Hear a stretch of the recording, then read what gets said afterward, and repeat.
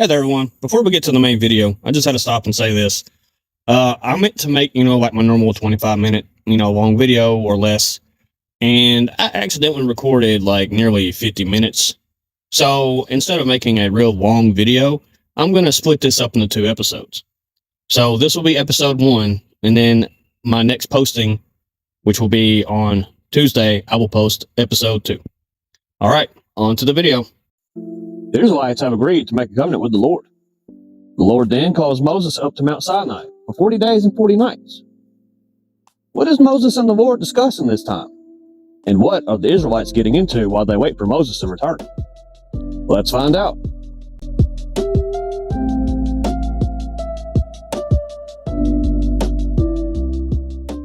Hey there, everyone. Welcome to Tally Talks Bible. My previous video, I gave out the 10 Commandments.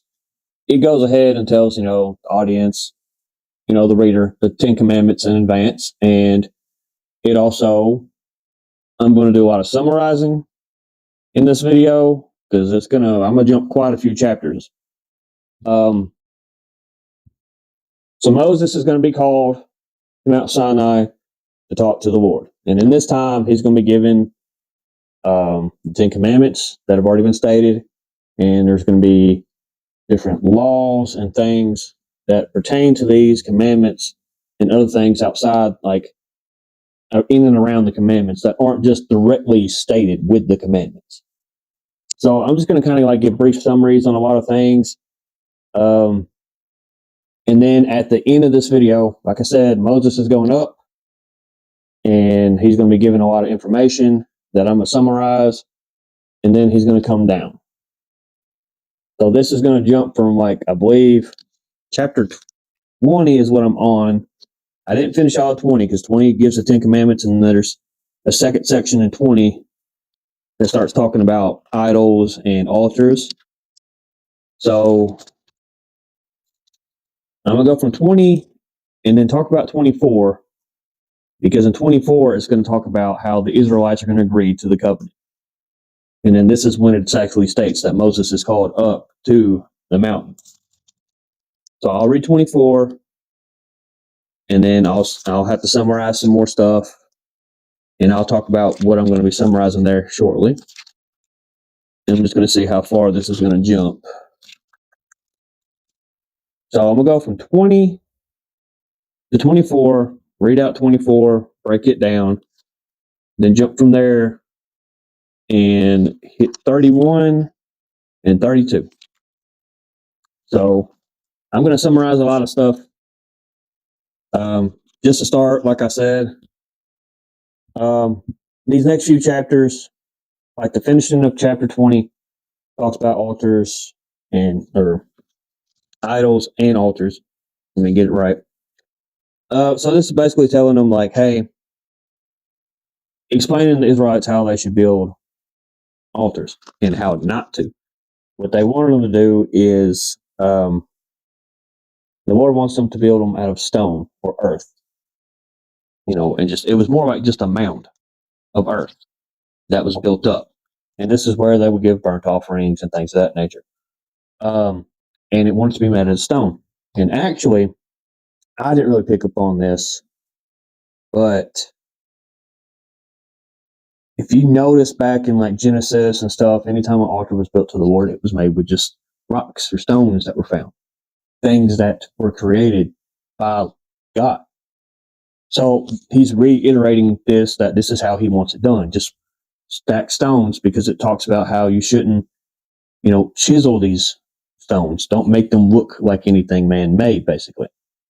Because that's what all the other, there's other people, think about Egypt, building the pyramids. That's what all these other people groups are doing. So he just wants it to be natural. And then chapter 21 picks up, and it's going to talk about servants and things like that. And it goes to say that right here at the beginning, if you buy a Hebrew servant, he is to serve you for 6 years, but on the 7th year, he shall go free without paying anything.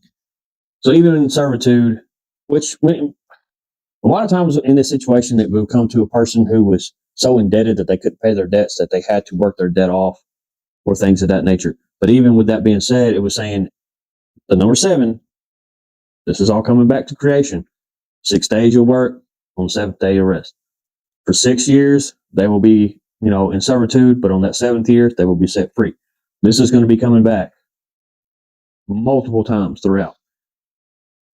And then we get into things like personal injuries. We hear the eye for an eye, tooth for a tooth. Is where this comes from. And it goes into things like if anyone is to kill somebody, then that person, the loved one, father, mother, whatever, has the right to kill the person who murdered their child, mother, father, etc.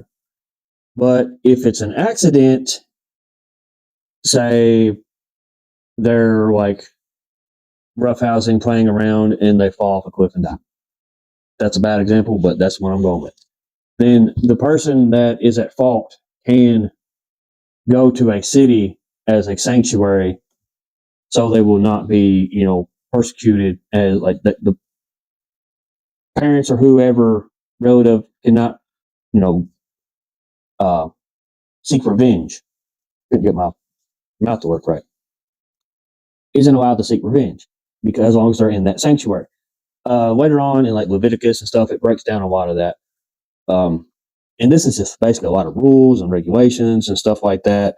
It even goes into saying if, your ox kills somebody, then this is what happens, that what happens. A lot of stuff, this was for this time period that we don't really deal with today.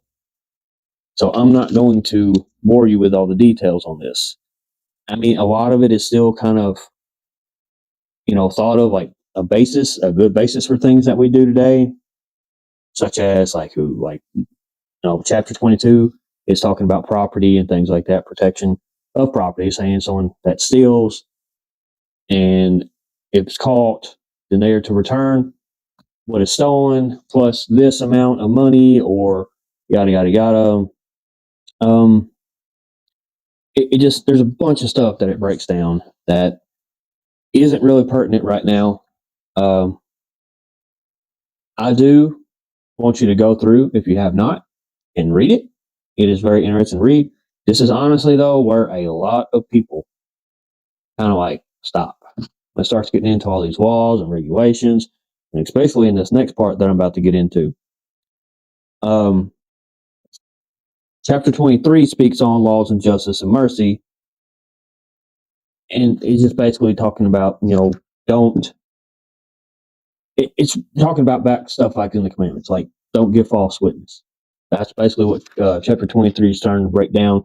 It's giving it in more detail and things like that. Actually, I think I'm going to read chapter 23. Yeah. So I'm going to pick up right here on chapter 23. Golly, I'm already that far in. All right. Chapter 23. Do not spread false reports. Do not help a guilty person by being malicious witness. Do not follow the crowd in doing wrong. When you give testimony in a lawsuit, do not pervert justice by siding with the crowd. And do not show favoritism to a poor person in a lawsuit. If you come across your enemy's ox or donkey wandering off, be sure to return it. If you see the donkey or someone who hates you falling under its load, do not leave it there. Be sure you help them with it. Do not deny justice to your poor people in their lawsuits. Have nothing to do with a false charge and do not put innocent or honest persons to death, for I will not acquit the guilty. Do not accept a bribe, for a bribe blinds those who see and twist the words of the innocent. Do not oppress a foreigner. You yourself know how it feels to be a foreigner because you were a foreigner in Egypt. You see how a lot of that can apply today. We have a very big, our justice system is supposed to be set up this way. Now, I know in some cases it doesn't quite go that way. There's a lot of corruption out there, and sometimes justice isn't served the way it should be served. But right here, all these years ago, it's still saying it. This is where we get a good basis on it. So, breaking it down, it's literally just saying, be honest, don't lie for people, don't lie on people, don't follow the crowd, do what's right. Do the right thing. And it goes down because this is talking to the Israelite people. We have got to remember that. This is speaking to the Israelite people. There's things that we can take from this and it will relate to today, but this is talking to the Israelite people. As it says, for you yourself know what it's like to be a foreigner, because you were foreigners in Egypt. So that was being said, like, do not oppress other people, because you know what it's like to be oppressed yourself. This next little part's gonna get into Sabbath laws, because we know for the Ten Commandments it says, 6 days you shall labor, on the seventh day you rest. This is going to talk about more things to deal with that. Picks up on verse 10. For 6 years you are to sow your fields and harvest the crops, but during the seventh year let the land lie unplowed and unused, and the poor among your people may get food from it, and the wild animals may eat what is left. Do the same with your vineyard and your olive grove. 6 days do your work, but on the seventh day do not work, so that your ox and your donkey may rest, and so that the slave born in your household and the foreigner living among you may be refreshed. Be careful to do everything I have said to you. Do not invoke the names of other gods. Do not let them be heard on your lips. This is something too you got to understand. The Sabbath wasn't just for the Israelites. It was for anybody that was in the land. The foreigners in their land, visitors, even people that were considered slaves had a day of rest. You didn't get that in others, other societies, other people groups in this time. This was very different. This is one of the things that really set them apart from other nations. Let's see, 3 annual festivals. This next part is going to talk about some festivals that are being held. 3 times a year, you are to celebrate a festival to me. Celebrate the festival of unleavened bread. For 7 days, eat bread made without yeast, as I commanded you. Do this at the appointed time in the month of Aviv, for the month you came out of Egypt. No one is to appear before me empty-handed. Celebrate the festival of harvest with first fruits of the crops and sow in your crops you sow in your field. Celebrate the festival of ingathering at the end of the year, when you gather in your crops from the field. 3 times a year, all the men are to appear before the sovereign Lord. Do not offer the blood of a sacrifice to me with anything containing yeast. The fat of my festival offering must be kept until morning. Bring the best of the first fruits of your soul to the house of the Lord your God. Do not cook a young goat in its mother's milk. So, this is just talking about some festivals that are to happen, and as it's talking about the unleavened bread, 7 days, that was something that happened after the Passover. So they celebrate Passover, then they celebrate this. And then it just talks about some other celebrations, first fruits, things like that. Then it's going to go on, and it's going to talk about God's angel to prepare the way. See, I am sending an angel ahead of you to guard you along the way and bring you to the place I prepared. Pay attention to him and listen to what he says. Do not rebel against him. He will not forgive your rebellion. Since my name is in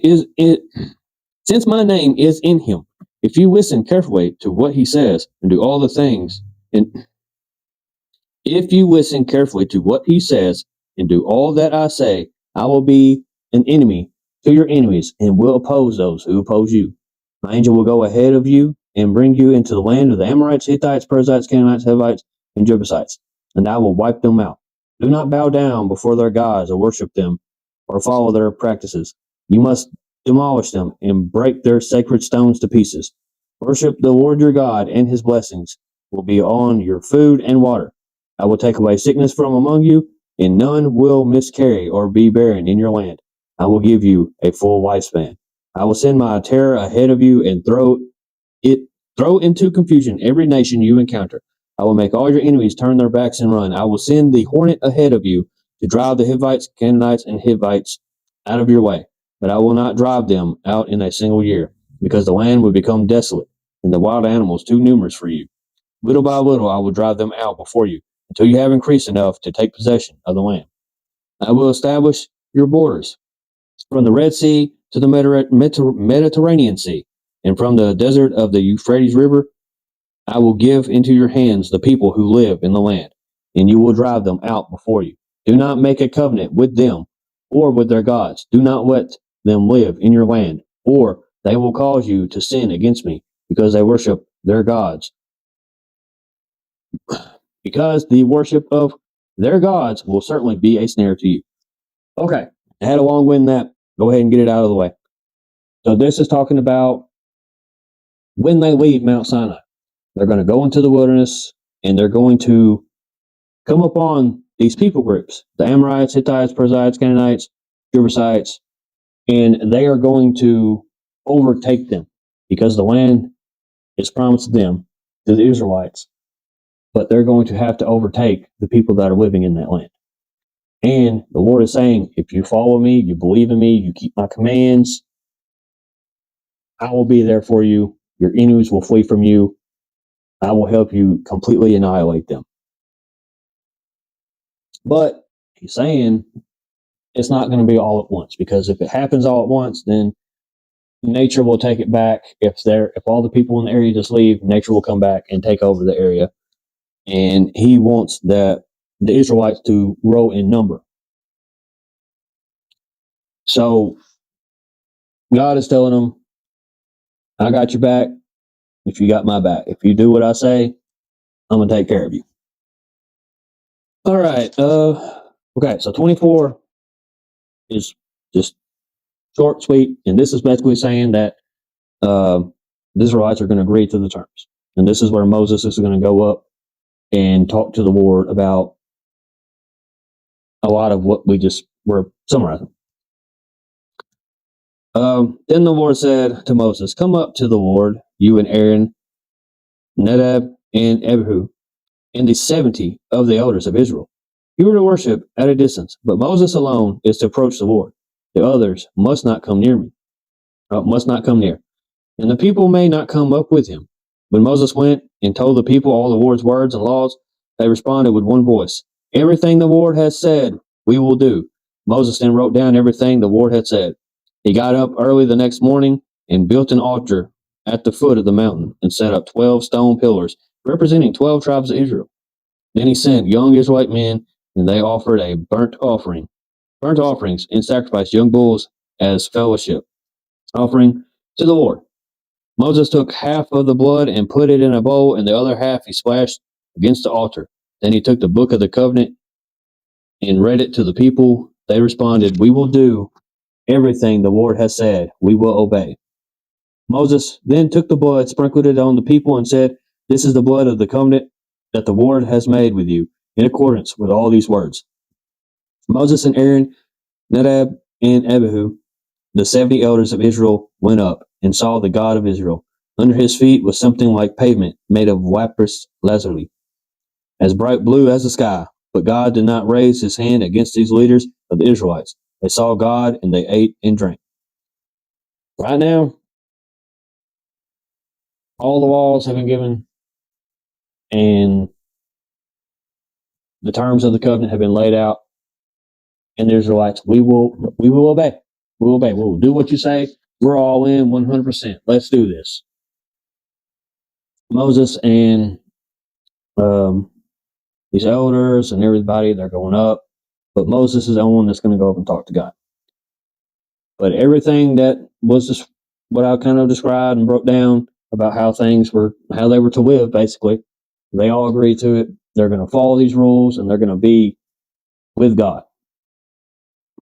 Or are they? All right. The Lord said to Moses, come up to me on the mountain and stay here. I will give you the tablets of stone with the law and commandments I have written for their instruction. Then Moses set out with Joshua, his aide, and Moses went up on the mountain of God. He said to the elders, wait here for us until we come back to you. Aaron and Hur are with you, and anyone involved in a dispute can go to them.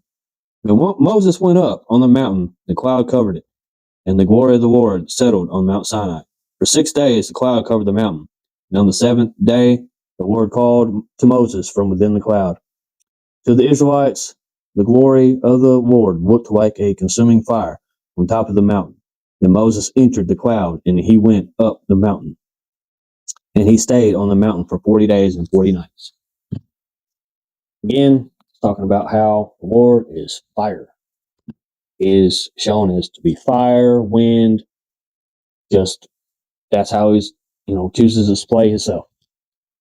So now Moses is in there, and he's going to be in there for 40 days and 40 nights. And while he's in there, he's going to be giving Moses instructions for an area in which the Lord can come down and be with the people of Israel, or be with the Israelites.